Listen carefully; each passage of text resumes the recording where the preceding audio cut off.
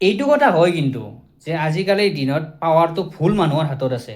এইটো পলিটিচিয়ানে হওক নাইবা অন্য কোনোবা ফিল্ডতে হওক, আৰু সেই পাৱাৰৰ কিন্তু সিহঁতে লাভো লৈ আছে। এই ভিডিঅ'টোত চাইছে, এইগৰাকী হৈছে মহাৰাষ্ট্ৰৰ CM-ৰ ৱাইফ।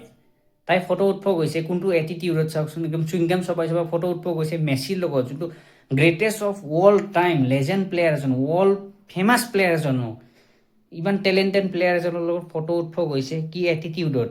আৰু ফটো উঠব যাতে ডিপলক ছাইড কৰাই দিছে। মোৰ ভিডিঅ'টো চাই চাই খং উঠছে। তাই তাতেই গম পাই যে তাইৰ ফুটবলৰ F2 নাজানে, জিৰ' নলেজ। তাৰপিছত ফটো উঠিল, মেছিলৰ ফটো উঠছে, ঠিকে আছে। ফটো উঠাৰ পিছত একবাৰ ফটো উঠাৰ পিছত চাইছে ফটোখন ভাল হোৱা নাই, আৰু একবাৰ ফটো উঠব গৈছে।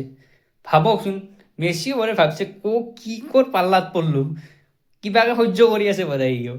তাৰপিছত ফটো উঠছে, ফটো উঠা হৈ গ'ল, একদম লেভেলত পূৰা এটিটিউডত ফটো উঠছে।